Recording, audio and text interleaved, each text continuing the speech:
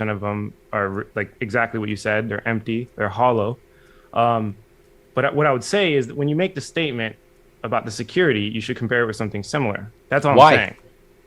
Because Hold on. So again, if I say a bring gun is better than a knife, that makes you angry because I'm not comparing it to other guns? well, if you're comparing the specs of a gun, you should compare the specs to another gun. No. If you're No. trying to figure out what gun's better, right? But that's no one is trying to that's not the statement. The statement is that you are less likely to have an inflation bug in hex than any other L1 chain. And it's factually true because it's modular, it's secure, and when you upgrade the network in these other chains, you accidentally screw up consensus. But when you upgrade the network when you upgrade Ethereum, you're not going to accidentally screw up Hex's consensus. It's very useful and important for me to educate people about what actual security looks like. Yeah. And what am I going to compare myself to? There is nothing else like Hex. Like, there's not, like, hey, Yeah, where's no, that I agree. other, yeah. No, And I by the agree. I way, agree with most of what which you is said. why we have a 100% perfect flawless operation and everything else is wrecked. People should understand how we did that. So maybe they could try and emulate it. Yeah, you made it simple. You did one thing and you did it very well. And that's why it's what, top 15 by market cap size or Depends what? on where you What is look. it? I mean, if you look on Etherscan, it's probably top 5 ERC20s, probably. If you look on like Coin Paprika or Nomics, it's probably top, I don't know, 12 or something. If you look at Coin Market Cap, it's always at 201, which is why they've been sued in court by a Hexagon in a class action lawsuit. So hopefully that goes through at some point. What else? But once again, Yeah, that's so another why they metric do that you this? can't make money on. Like you can't make money on the market cap. You can't place orders on the market cap chart. You can't buy Yeah, it. Can't sell it. You can't place orders in the volume chart. So like price is king. like percentage increase. Well, it's what you can. It's what you got in at versus what you got out at, and the best representation of that usually is percentage increase. If you're a giant, massive whale, then you have to wait a little bit because you probably can't market sell. You'd hurt the price too much. You have to be the liquidity and sit on the limit for a while. So, with the caveat that the size of your whaleness matters. It's like usually when I look at the market in Hex, if you're selling $1 million, you're going to get like 2 or 3% slippage max. Usually, I'll go check it right now. Easy to check. Yeah, while you're checking that though, yeah, I did see this problem with CoinMarketCap and CoinGecko. Actually, I created my own version. Um, and we're Yeah, I looking saw that. to Shill yeah, it. coinpix.io. What'd you say? I said shill it. No one knows what Yeah. it is. Tell them. No, yeah. Yeah, I don't want to censor anybody. So yeah, I want to basically create, and it just started, but the Eventually, you are censorship going to want to resist. censor people. Eventually, you're going to I find a mean, coin that you can only buy and never sell. One of those yeah, exploited ones, and you'll be like, you know what? I'm going to introduce censorship for this one. yeah. I mean, that's Maybe what my right now research. it's not a problem. Yeah, it's not yet. No. Um, Like for instance, Squid Game would have been an ideal to be censored coin because I think its market cap before it rug pulled in the first 2 hours was like 12 trillion or something. yeah, that was crazy. And then Right they made the now, Will Smith coin or whatever. yes, when there was a toilet paper shortage, they made a toilet paper coin. Like they make a stupid coin for everybody. Right now, if you were to sell $1 million of Hex, your slippage would be 2.8%. It's actually not that bad. And if you were to buy, it's pretty darn good. If you go Yeah, in, it's pretty. depending on what exchange you're on, if you were to Yeah. buy $1 million of Hex, your slippage would be 2.6%. So I'm using 1inch.io. You could always use matcha.xyz or Uniswap. You get basically the same stuff. So the whales, they, low slippage. They look for liquidity. So Yeah, or you could just be the liquidity and have no slippage. You don't have to have slippage. You don't have to pay the bid-ask spread. You don't have to pay fees. You can get paid fees. So, smashing the market buy and market sell buttons isn't the optimal order entry method. what do you do? You use bots?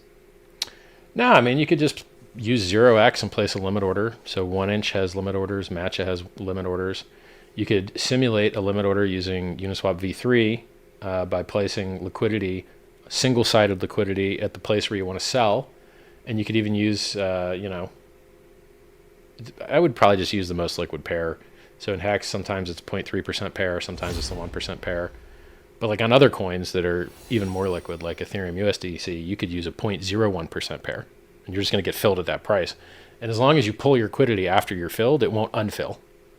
So if you get filled and then you're not quick and it unfills, then you just made the fee twice, and then you're still waiting to get filled again to withdraw your liquidity. So you've got options to, and these are all just decentralized options. If you're using a centralized exchange, limit orders there are the default, or not. I mean, people are used to limit orders in centralized exchanges. They're usually less used to them in like that method I showed you with like depositing Uniswap v3 and then pulling after it fills. That's like advanced. 0x is like very easy.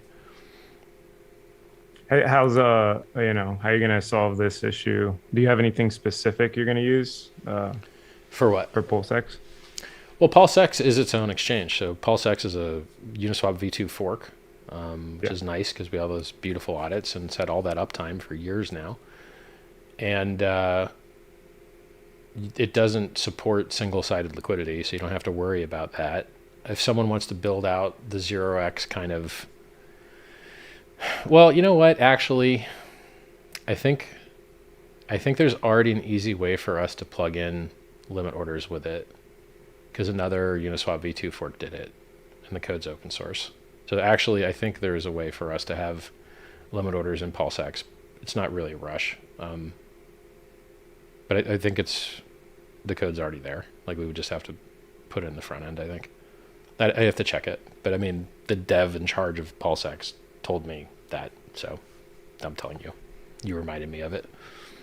Since I've never used that feature. Developing yourself?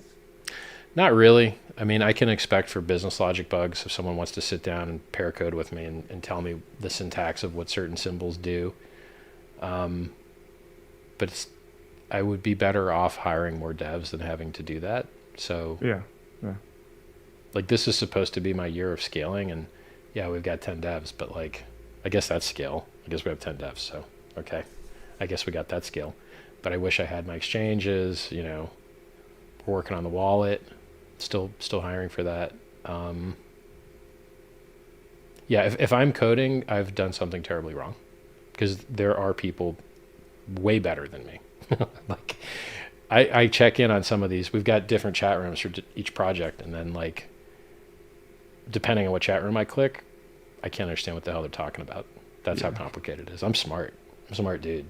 And you're like, nope, I don't know half of these words. So like, it's crazy.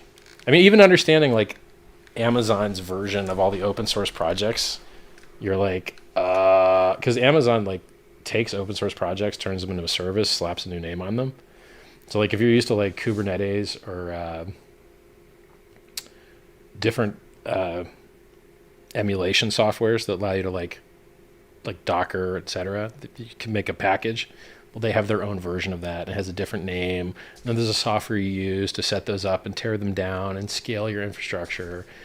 And then you've got the route. God, what is it called? It's a nightmare. Like DevOps and making sure that the servers have connectivity and uptime and throughput and redundancy. That is its own full-time other separate thing. So like this stuff gets complicated, man, like quickly. I mean, right. Like imagine being my dev going through the actual Ethereum code and like catching the things that Ethereum did wrong. And he does it all the time. He's like, Ethereum does this wrong. Or you can see commits that he's made fixing bugs in other projects. And you're like, yep, this dude's badass. Great. Like, because like when we can fix the parent project screw ups, like, you got the right team. Yeah.